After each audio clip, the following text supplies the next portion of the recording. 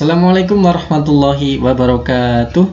Jika di video sebelumnya kita fokus membahas 3 ayat 1, 2, dan 3 yang inti temanya hampir sama, di video kita kali ini kita akan membahas 1 ayat, yaitu ayat 4, yang berfokus membahas atau mengangkat topik tentang ketinggian martabat seseorang yang telah diangkat oleh Allah. Ayat 4 berbunyi, wa rafa'na laka dzikrak. Zikir, sebutan ya, secara terjemah, dan kami telah tinggikan bagimu Nabi Muhammad saat itu martabatmu atau sebutanmu. Saya ambil kata martabat ini dari tafsir Muhammad Asad ya, tafsir bagi orang-orang yang berpikir. Bagus, martabat berbicara tentang harga diri seseorang atau marwah itu seperti derajatnya seseorang yang telah diangkat. Nah, kalau kita hayati, memang semenjak Nabi Muhammad dipilih atau diutus oleh Allah untuk menjadi Rasul, menjadi utusannya Allah, maka namanya Nabi Muhammad ini jadi disandingkan dengan nama-nama Allah gitu ya. Jadi levelnya itu lebih tinggi dari manusia-manusia yang notabene saat itu adalah punya kedudukan di kalangan kafir Quraisy. Nah, misalnya syahadatain kita tahu, setelah asyhadu alla ilaha illallah, ini fokusnya kepada Allah. Kemudian asyhadu anna Muhammadar Rasulullah.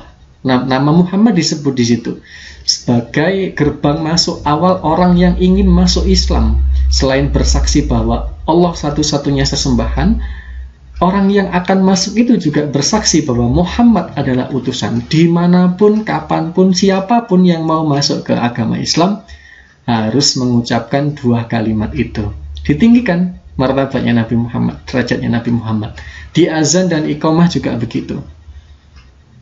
Asyhadu anna Muhammadar Rasulullah.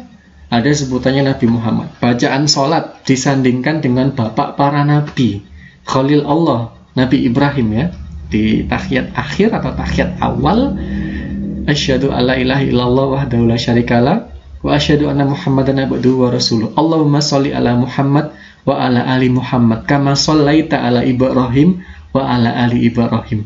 Disandingkan dengan bapak para nabi, diangkat tinggi derajatnya, luar biasa. Doa-doa juga begitu.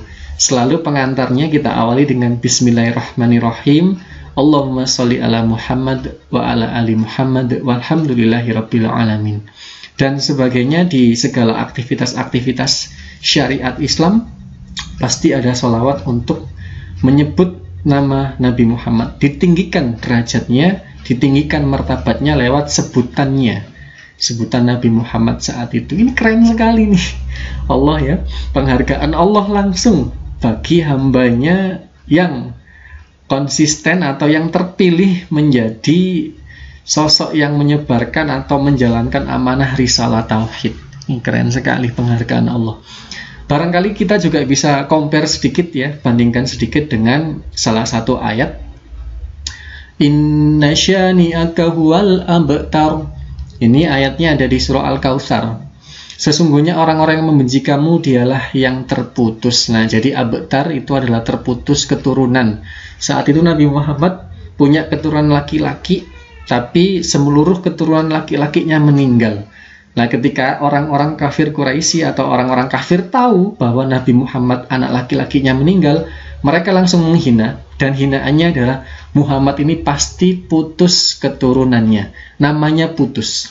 Kenapa? Karena nggak ada anak laki-laki. Kita tahu di kultur Arab saat itu anak laki-laki adalah anak yang sangat dibanggakan, selain karena mungkin tenaganya kuat. Yang kedua adalah dia bisa meneruskan nama bapaknya. Misalnya Khalid bin Al-Walid.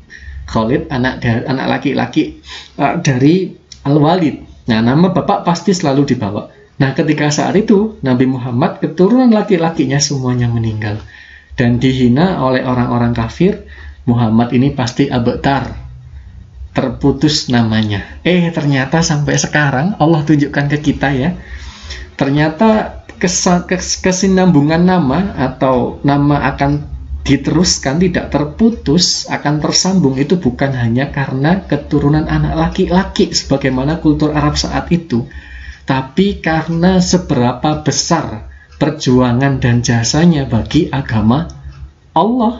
Nah, ini pelajaran bagi kita, Jika kita tegak menegakkan agamanya Allah, maka nama kita nanti akan harum, akan abadi, dikenang oleh generasi penerus kita, tidak hanya anak kita, tapi juga generasi penerus Islam ke depan, mungkin 5, 10 tahun, 25 tahun, 50, bahkan 100 tahun ke depan. Kalau Nabi Muhammad sampai 14 abad lamanya.